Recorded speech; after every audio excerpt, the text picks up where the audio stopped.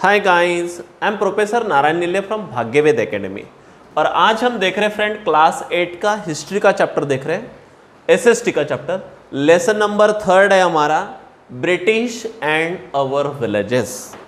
इसका part first हमने कल के दिन देखा था, आज हम उसका पार्ट सेकंड देखेंगे।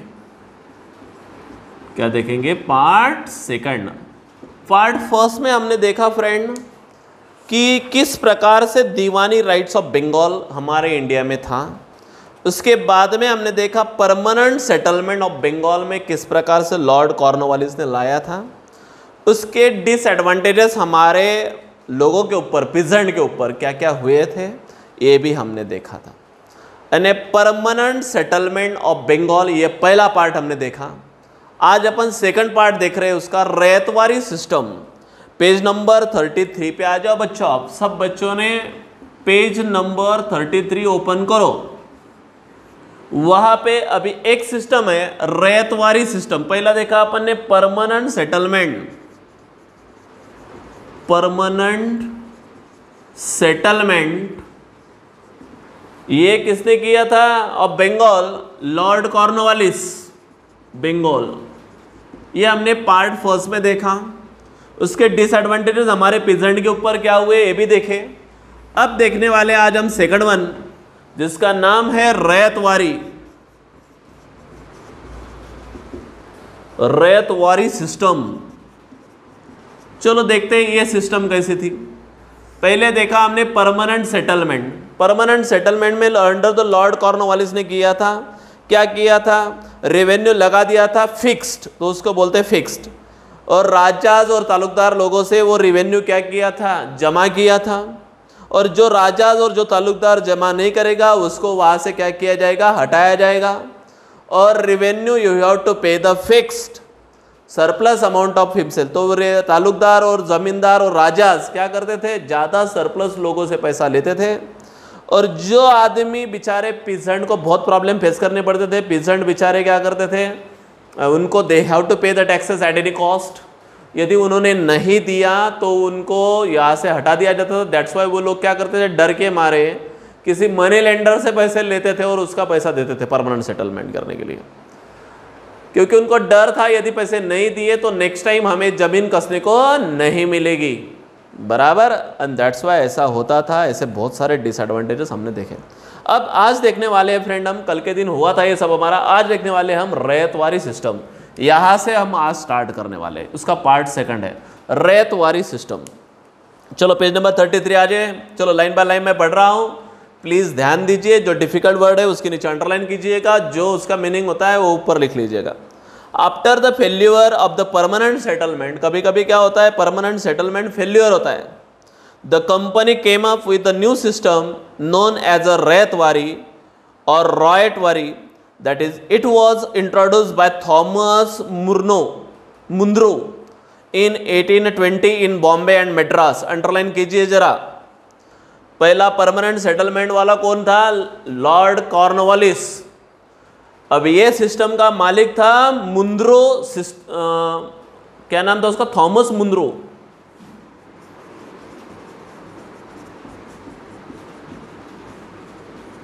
थॉमस मुंद्रो, ध्यान में रखना है। इसने ये सिस्टम लाई थी फ्रेंड 1820 में। कहाँ पे? तो पहली बात बॉम्बे एंड मद्रास। यहाँ दो सिस्टम, दो जगह पे ये सिस्टम उसने स्टार्ट किया था। The presidencies and gradually extended all over the south India. और फिर उसके बाद में उसने वो एक्सटेंड किया, पूरे साउथ में भी वो एक्सटेंड हुआ। पहले बॉम्बे, फिर उसके बाद में मद्रास, उसके बाद में साउथ में टोटल। इस प्रकार से स्लोली स्लोली वो सब जगह पे होने लगी। This system is known as Munro system. इस सिस्टम को, रैयतवारी सिस्टम को दूसरा भी नाम दिया गया है। क्या नाम दिया गया? Munro system. क्यों? इसके नाम से जुड़ी थी ना वो सिस्टम, उसने लाई थी ना, दैट्स वाई उसको सिस्टम को उसी का नाम दे दिया Munro system. Under this system the company made settlement with ryots with और पीजेंट्स। यानी जो पीजेंट थे उनसे सेटलमेंट करते थे।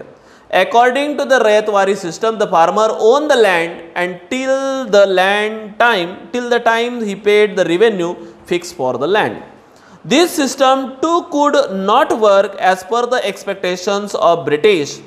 देखो क्या करते थे ये लोग, ये मुंद्रो क्या करता था, लैंड फार्मर को पीजेंट को देता था, उसकी लैंड, मतलब लैंड तो गवर्नमेंट की थी लेकिन वो किसको देता था, पीजेंट को देता था, PESANT बराबर, पीजेंट को देता था। फिर वो पीजेंट ये लैंड लिया उस पीजेंट ने कि उस लैंड के ऊपर एक फिक्स ऐसा क्या लगा देता था, रेवेन्यू लगा देता था, फिक्स रेवेन्यू, और फिर ये पीजेंट ने वो revenue each and every month या ईयर उसने उसको पे करना है। ओके, तो ये था फ्रेंड ये system. Till the time he paid the revenue fix for the land, और लैंड के ऊपर एक रेवेन्यू क्या कर दिया गया, फिक्स कर दिया गया। This system too could not work as per the expectations of British in a few, लेकिन फिर भी ये अच्छी काम नहीं करते थे। In a few years after the new system was impose, problem arose everywhere, लेकिन ये सिस्टम से और बहुत सारे प्रॉब्लम्स क्रिएट होने लगे। पहले तो भी ये सिस्टम तो भी आसान थी, क्योंकि जो लोग थे लॉर्ड कॉर्नवालिस ने लाया था, इसने तालुकदार और राजा इनसे लेता था, वो लोगों से उसका कोई मतलब नहीं था, पीजेंट से। लेकिन मेन यहाँ पे प्रॉब्लम थॉमस मुंद्रो का ऐसा था कि ये पीजेंट से रिलेशन था, और पीजेंट से कब तक रिलेशनशिप करते बैठेगा, दैट्स वाई ये सिस्टम ज़्यादा प्रॉब्लम क्रिएट होने लगे। In an attempt to increase the income and earn from the land, उसने काय के ऊपर रेवेन्यू लगाया दिया था, लैंड का जो इनकम है उसके ऊपर। ये तो भी अच्छा था, ये आपको फिक्स्ड कुछ तो भी परमानेंट सेटलमेंट करना है, मतलब फिक्स इनकम, आपको इनका इतना इनकम हो या ना हो, यू हैव टू पे लाइक दिस वे। लेकिन यहाँ पे ऐसा नहीं, आप क्या इनकम लेते हो उसके ऊपर रेवेन्यू था, यानी पीजेंट लैंड करे, लैंड में से क्या निकले, इनकम निकले, और उस इनकम के ऊपर रेवेन्यू लगाया दिया था। It is not a fix, ये फिक्स नहीं था, and that's why friend it has created many problems in the ryotwari system. और इसलिए रैयतवारी सिस्टम में डे बाय डे बहुत सारे प्रॉब्लम्स क्रिएट होने लगे। समझ में आया आपको, ये बहुत बड़ा प्रॉब्लम इस सिस्टम में था। सो बहुत सारे प्रॉब्लम अराइजेस होने लगे। In an attempt to increase the income earn from the land, revenue officer fix a high revenue demand. लेकिन जो रेवेन्यू ऑफिसर थे उन्होंने लगा दिया कि हाई रेवेन्यू लो, जरा कम हो रहा है revenue. Peasants were unable to pay the revenue, फिर उन्होंने रेवेन्यू क्या कर दिया, ये रेवेन्यू इनकम के ऊपर उनको कम लगने लगा, तो उन्होंने क्या करने लगा, हाई रेवेन्यू लगा दिया। कौन सा रेवेन्यू लगा दिया, हाई। अभी हाई रेवेन्यू होगा तो obviously it is not able to pay by the peasant, तो पीजेंट तो गरीब थे ना, पीजेंट मतलब फार्मर, फार्मर लोग तो गरीब थे, that's why they can not पे द रेवेन्यू। इसलिए वो रेवेन्यू क्या नहीं कर सकते थे, पे नहीं कर सकते थे या दे नहीं सकते थे। तो फिर ऑब्वियसली प्रॉब्लम और क्रिएट हुआ, नहीं दे रहे हैं तो और प्रॉब्लम। तो इस प्रकार से प्रॉब्लम डे बाय डे बढ़ रहे थे। Peasants were unable to pay the revenue. They fled the countryside and the villages soon become deserted in many regions. फिर यदि नहीं दिए उन पीजेंट लोगों ने, तो उनका जो सिपाही थे मतलब पुलिस थे, वो किसको मारते थे, पीजेंट को मारते थे, इफ़ यू कैन नॉट पे द रेवेन्यू। इसलिए मेनी पीजेंट ने विलेजेस क्या कर दिए रे, छोड़ दिए। वो जिस विलेज में रहते थे वो उस विलेज से वो क्या हो गए, रन अवे हो गए, भाग गए। और मेनी विलेजेस बिकम डेजर्टेड, और बहुत सारे विलेजेस क्या हो गए रे, डेजर्ट हो गए। डेजर्ट का मतलब खाली हो गए, और सारे पीजन वहाँ से भाग गए। भागने का रीज़न था, साला वो ऑफिसर आएगा और हमसे क्या मांगेगा, रेवेन्यू मांगेगा, और हमारे पास पैसे नहीं है, ऐसा पीजेंट को लगता था। That's why the villager the peasants were leave the villages. तो इस प्रकार से बहुत सारे विलेजेस क्या हो गए, डेजर्टेड हो गए। Company officer had imagined that the new system would change the peasant into the rich enterprising farmers, but the result was not so. Actually ये सिस्टम से कंपनी ऑफिसर को ऐसा लगा था कि ये सिस्टम यदि लगा दिया तो उससे पीजेंट भी रिच होंगे और हमें भी रॉ मटेरियल अच्छे से मिलेगा, ऐसा उनका ओपिनियन था। लेकिन मुंद्रो की सिस्टम, थॉमस मुंद्रो की सिस्टम भी क्या हो गई, फेल हो गई। और इस प्रकार से रैयतवारी सिस्टम प्रॉब्लम में आ गई। Okay, the ryotwari system first tried by the captain Alexander Read in the some region that later developed by Thomas Munro. Actually जो रेतवारी सिस्टम थी ये सबसे पहले कैप्टन अलेक्जेंडर ने लाई थी, लेकिन बाद में वो सक्सेस नहीं हुई। फिर बाद में थॉमस मुनरो ने वही ट्राई किया, लेकिन अभी भी वो सिस्टम क्या नहीं हुई, सक्सेस नहीं हुई। तो ये सिस्टम भी बंद कर दी गई। समझ में आया? आपको क्वेश्चन आएगा 3 मार्क्स के लिए, what was the ryotwari system, explain. तो ध्यान में रखना है, ryotwari system brought by Thomas Munro in 1820। First of all it started in Bombay, Madras and then in south. It is also called the Munro system. It is started by the Munro. बराबर, in the peasant, Munro has given the land to the peasant, and on the land there is income, and on the income he had paid the revenue tax. बराबर, but it was so high, and that's why the poor peasant cannot pay the tax, and so day by day it creates a lot of problem. Then the Thomas Munro and his Sipai comes to the villages to take out the revenue from them. But what happened? Many villagers were run away from the villages. The villages become deserted. सारे villages क्या हो गए? Desert हो गए। मतलब एक भी लोग वहाँ पे नहीं रह रहे, यानी वो revenue के नाम से वो भाग गए। That's why this system become fell. और इस प्रकार से ये सिस्टम भी, रेतवारी सिस्टम भी क्या हो गई? फेल हो गई। समझ में आ गया? ये 3 मार्क के लिए या 5 मार्क के लिए क्वेश्चन आपको आ सकता है कि डिस्क्राइब द रेतवारी सिस्टम, और इज इट सक्सेस? तो लिखना है इट इज नॉट सक्सेस। तो ये सिस्टम क्या नहीं हुई? सक्सेस नहीं हुई। चलो जाओ मैं आगे फिर। तो ये सिस्टम भी यहाँ पे फेल हो गई फ्रेंड। दूसरी सिस्टम, चलो मैं डिलीट कर देता हूँ अभी सब कुछ ये, और तीसरी सिस्टम की तरफ जाते हैं हम। और तीसरी सिस्टम थी फ्रेंड महालवारी सिस्टम। तीसरे सिस्टम आ गई फ्रेंड महालवारी सिस्टम। चलो देखते हैं अभी ये सिस्टम कैसी थी, क्या थी। पहले परमानेंट सेटलमेंट ऑफ बंगाल देखा, फिर रेतवारी सिस्टम देखा, ये लॉर्ड कॉर्नवालिस की, ये थॉमस मुनरो की। अब महालवारी सिस्टम देखते friend. By the early 19th century the company official realized that the system of revenue had to be changed. Early 19th मतलब समझता क्या रहे आपको? अर्ली 19 मतलब व्हाट? 1801 से ज़्यादा 25 तक, उसको बोलते अर्ली 19th। क्या बोलते हैं? Early 19th। आप बोलेंगे नहीं ना सर 19th है ना, तो 1901 से लेके 1925 तक होना चाहिए। तो नहीं फ्रेंड, ये अर्ली 20 है। 90 कंप्लीट हुई है ना, तो 01 लगा मतलब क्या हो गई? ये 20th सेंचुरी हुई। ध्यान में रखना है, ये 19th सेंचुरी है। अर्ली 19 मतलब व्हाट? 1801 से लेके 1825 तक, उसको बोलते अर्ली, क्या बोलते हैं? अर्ली 19। और मिड 19 किसको बोलेंगे? 1851 से लेके आगे। बराबर, तो ये बातें ध्यान में रखना है आपको। तो ये सिस्टम जो स्टार्ट हुई वो अर्ली 19th में हो गई। मतलब कब हो गई? 1801 से लेके। ओके, तो ये सिस्टम हुई। देयरफॉर इन 1822 कब हुई? फिक्स बताता मैं आपको। 1822 में ये सिस्टम आ गई। Holt Mackenzie adviser new system. तो हॉल्ट मैकनीज उसने ये सिस्टम लाई। ध्यान में रखना है उसका नाम, Holt Mackenzie.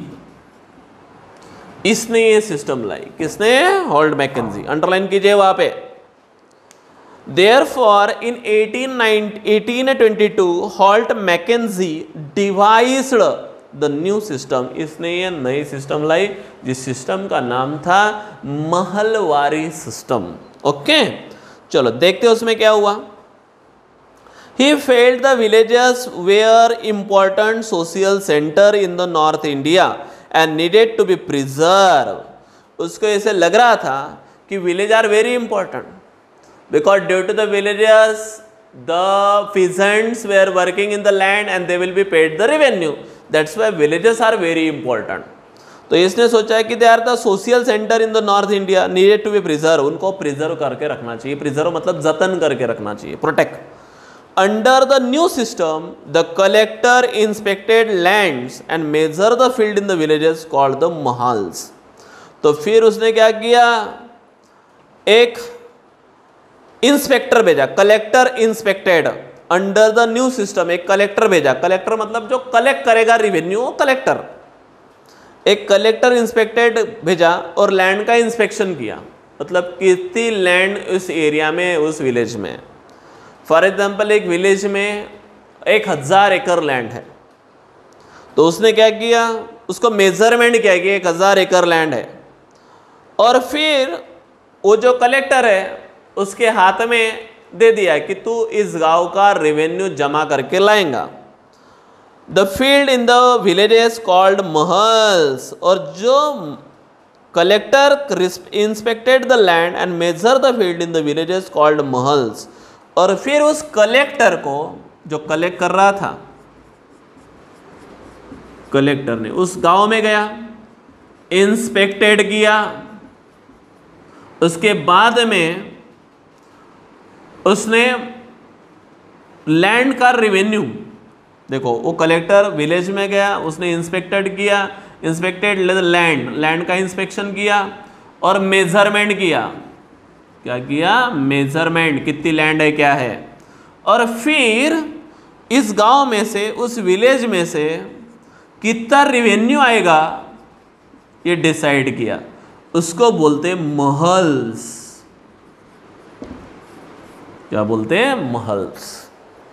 Okay, the revenue of each plot was estimated, और फिर उसने ईच प्लॉट के ऊपर एक एस्टिमेट लगाया, मतलब एक अंदाज लगा लिया कि फॉर एग्जांपल इमेजिनेशन कीजिए इस गांव में 1000 एकड़ लैंड है, तो 1 एकड़ के लिए 500 रुपये या 100 रुपये पूरे साल भर के लगा दिए रेवेन्यू। आप बोलेंगे सर 100 रुपये लगा दिया तो बहुत आसान लगा दिया।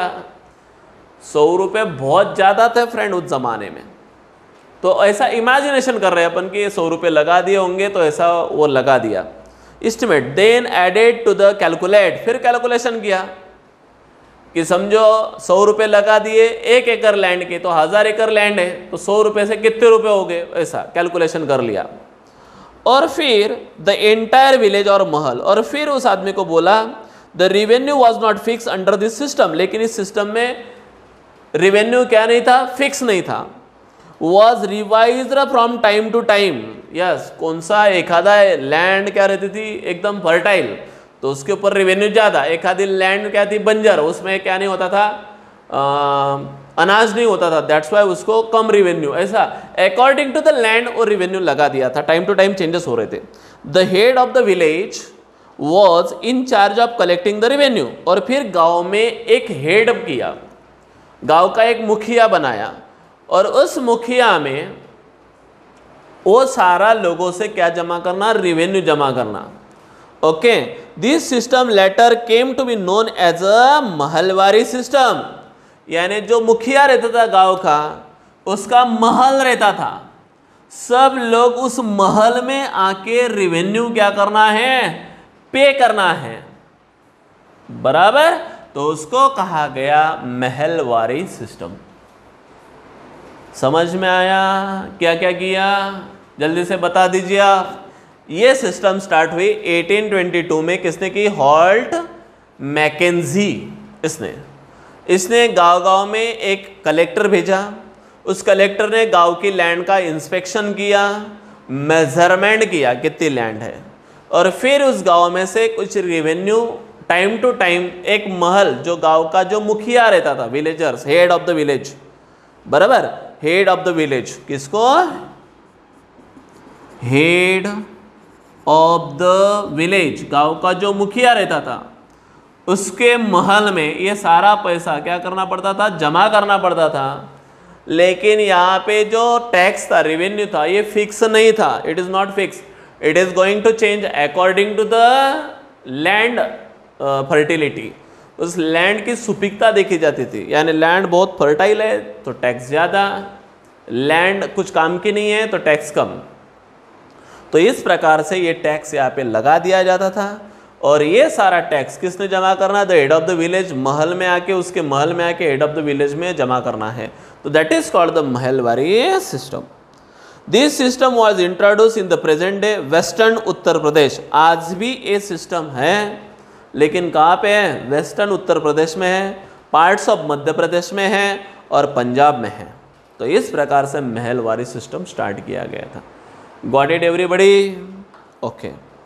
तो ये था फ्रेंड 3 प्रकार के हमने टैक्स देखे।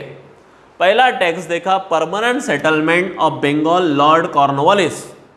दूसरा देखा हमने Ryotwari system, Thomas Munro in 1820। और फिर तीसरा देखा हमने महलवारी सिस्टम। रैयतवारी ज़्यादा देर तक नहीं टिकी, 2 साल के बाद में ये सिस्टम आ गई। इसका मेन बॉस था हॉल्ट मैकेंजी। इसने कलेक्टर को भेजा, इंस्पेक्शन किया, लैंड का मेजरमेंट किया और विलेज का जो main head of the person था उसके महल में सारा कलेक्शन करना ये फिक्स नहीं था, ऐसा डिसाइड हुआ। ओके। आज भी ये सिस्टम हमारे इंडिया में कई कई जगह पे है। कौन कौन सी जगह पे? तो ध्यान में रखना, western Uttar Pradesh, parts of Madhya Pradesh और पंजाब में। ओके। तो ये देखा हमने टोटल 3 प्रकार की क्या थी? टैक्स रेवेन्यू सिस्टम थी। ओके। अभी नया पॉइंट हम देखेंगे, analysis of revenue settlement system. फिर एनालिस किया गया। अभी नया पॉइंट हम देख रहे हैं, analysis of the revenue system, settlement system.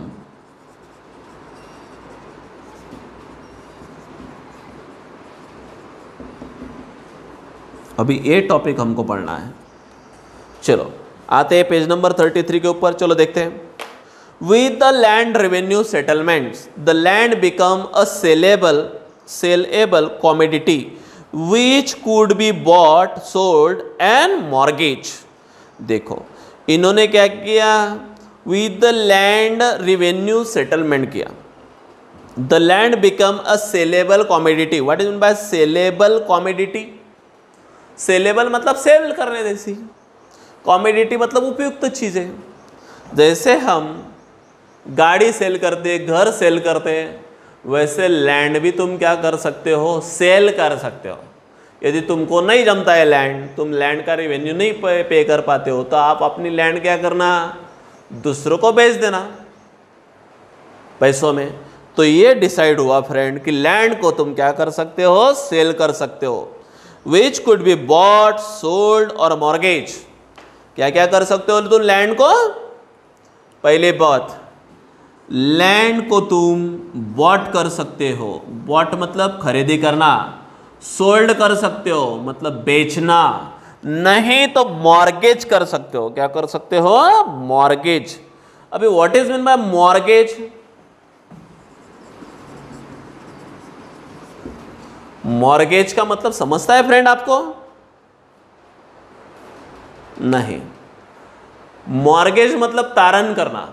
जैसे यदि तुम्हारे पास कुछ पैसे नहीं हैं, समझो अभी तुम्हारे पास पैसे नहीं हैं और तुमको एक आधी चीज़ लेना है, फॉर एग्जांपल टीवी तुमको लेना है। टीवी है 40,000 का, अब तुमको एलईडी टीवी लेना है 40,000 का, लेकिन तुम्हारे पास पैसे नहीं, तो तुम क्या करना? बैंक में जाना।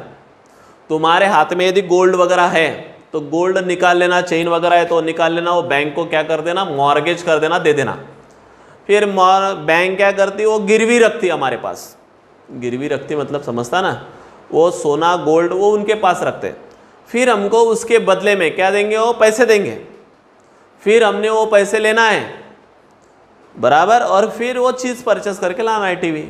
फिर बाद में जैसे हमारे पास उसके ईएमआई पड़ेंगे, बैंक क्या करेंगे? ईएमआई पड़ेंगे। ईएमआई मतलब समझता है एवरी मंथ इनकम, यानी उससे हम एवरी मंथ में वो पे करेंगे 40,000 हम फॉर एग्जांपल एक साल में हमको पे करना है, तो बराबर 2-2 हज़ार 4-4 हज़ार हम क्या करेंगे? गवर्नमेंट बैंक को देते जाएंगे। तो इसको बोलते हैं मॉर्गेज करना। फिर 1 महीने के बाद में क्या हो जाएगा? मेरा पूरा पैसा बैंक में जमा हो जाएगा। फिर बैंक मेरा जो क्या है जो मैंने मॉर्गेज करके रखा था, जो गोल्ड मैंने बैंक को दिया था, वो गोल्ड मुझे बैंक रिटर्न कर देंगे। इस प्रकार से मैंने गोल्ड मॉर्गेज किया था। मॉर्गेज किया था मतलब तारण करना, क्या करना, तारण करना, तो उसको बोलते हैं मॉर्गेज सिस्टम। या दूसरा एक एग्जांपल मैं आपको देता हूँ। फॉर एग्जांपल एक आधा आदमी है, उसको गरीब है वो, लेकिन उसको रिक्शा लेना है। अभी रिक्शा है 1.5-2 लाख की, लेकिन 1.5-2 लाख उसके पास नहीं है, लेकिन उसको तो लेना ही है। तो फिर वो क्या करेगा, अपना घर जो है, उसके पास घर था, एक प्लॉट था, प्लॉट में घर था, वो घर उसने क्या कर दिया, मॉर्गेज कर दिया बैंक को। वो घर था 10 लाख का, बैंक ने वो घर क्या कर लिया, गिरवी रख लिया और उसको 2 लाख रुपए दे दिए। क्या करने के लिए, रिक्शा लेने के लिए 2 लाख दे दिए, लेकिन उसको 2 साल में आपको क्या करना है, बोले रिटर्न करना है। तो 10-10 हज़ार रुपये, 5-5 हज़ार रुपये उसने पर मंथ क्या किया, पे किया। 2 साल के बाद में उसके पूरे 2 लाख रुपए कंप्लीट हुए, तो उसने क्या किया, पूरे पैसे जमा होने के बाद जो मॉर्गेज किए थे, जो प्रॉपर्टी वहाँ पे दी थी, सेल किए था, उसके नाम, बैंक के नाम कर दिया था, वो प्रॉपर्टी उसने रिटर्न ले ली, तो उसको बोलते हैं मॉर्गेज। तो ज़मीन को क्या क्या कर सकते बोले, तुम लैंड को तुम बॉट कर सकते हो, मतलब परचेस कर सकते हो, सोल्ड कर सकते हो, या तो मॉर्गेज कर सकते हो। ऐसे 3 बातें बताई। The two new system, ryotwari and Mahalwari, had similar long-term effect as a permanent settlement। तो बराबर 2 सिस्टम था, एक रैयतवारी थी, महलवारी थी और परमानेंट सेटलमेंट। ये हमने तीनों सिस्टम देखी।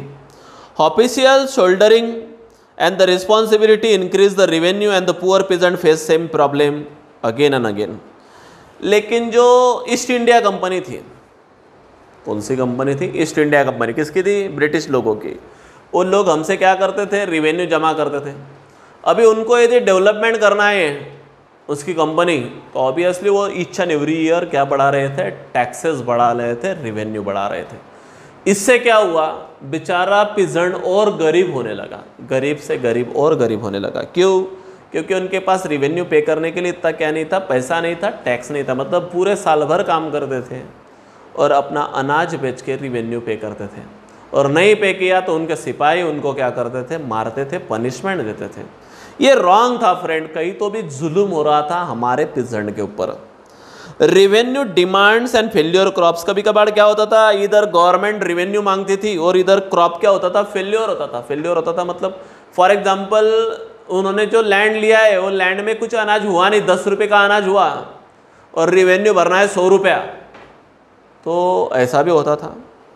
इधर क्रॉप फेल्योर हुआ because of drought, other natural calamity made the life difficult for the peasant, और इस प्रकार से पिजेंट का लाइफ एकदम क्या हो चुका था, बहुत ही बुरा हो चुका था। क्या क्या हुआ था अभी बात बता रहा हूँ मैं आपको।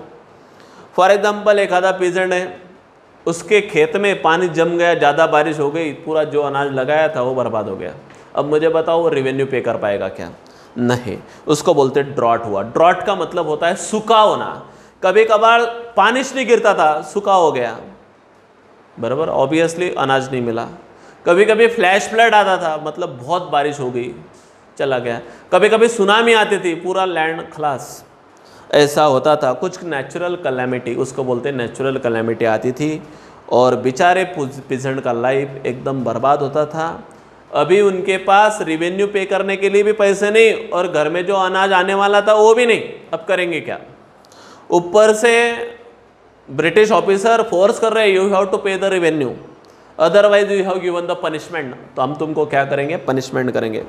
They remain the constant depth, और इस प्रकार से हमारे जो फार्मर थे बेचारे, क्या थे, पिजेंट थे, पिजेंट बोलेंगे हम उसको, फार्मर नहीं। फार्मर और पिजेंट में बहुत फर्क है। फार्मर आज का जो है वो फार्मर है, मतलब जो अपनी लैंड नहीं रहती, दूसरों की लैंड करने को, कसने को लेता है, उसको बोलते पिजेंट, बराबर। इसलिए पिजेंट बेचारे कांस्टेंट प्रॉब्लम में आने लगे, काहे में आने लगे, कांस्टेंट प्रॉब्लम में, एंड इन डेप्थ।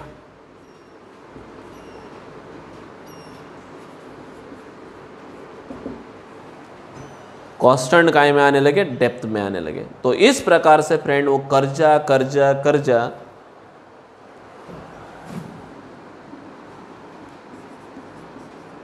डेप्थ मतलब कर्जा, और इस प्रकार से वो हमेशा काय में रहने लगे, कर्जा में रहने लगे। कुछ लोग तो सुसाइड करने लगे, जैसे आज कर रहे। Due to which they left their lands and migrate to their regions. और कुछ लोग तो ये कर्जा की वजह से विलेज को छोड़ के, जैसे मैंने बताया कि डिजर्टेड हो रहे थे विलेजेस, तो सेटलमेंट होके उनके उनके प्लेस पे चले जाते थे, बराबर। या रीजन को क्या कर डालते थे, चेंज कर डालते थे। ऐसे भी बहुत सारे लोग करते थे। समझ में आया फ्रेंड आपको यहाँ तक? अपेक्षा करता हूँ यहाँ तक आपको सब समझ में आया होगा। बाकी का देखेंगे हम कल। ओके, तो आज हमने 3 चीज़ें देखी। परमानेंट सेटलमेंट ये पार्ट फर्स्ट में देखा था, रैयतवारी देखिए आज, महलवारी देखिए हम, और analysis of the revenue settlement system का, यानी किस प्रकार से लोगों के मन के ऊपर इफेक्ट होने लगा। काय का इफेक्ट होने लगा? ये रेवेन्यू सिस्टम का। और बहुत सारे लोग बेचारे प्रॉब्लम फेस करने लग गए। तो फ्रेंड यहाँ तक अपन रुकेंगे, क्योंकि यहाँ पे नया पॉइंट और शुरू होने वाला है हमारा, the shift from the food crops to cash crop. Okay, तो ये मेथड हम कल देखेंगे। यहाँ पे हमारा क्विक रिव्यू है friend, answer the following questions, और 2-4 क्वेश्चंस है फ्रेंड, ये आप होमवर्क में कर लो। कौन से क्वेश्चन है? पेज नंबर 34 पे ऊपर क्विक रिवीजन में ये क्वेश्चन आप अच्छे से कर लो घर पे। ओके, बस यहाँ पे अपन रुकेंगे। Till then bye, see you.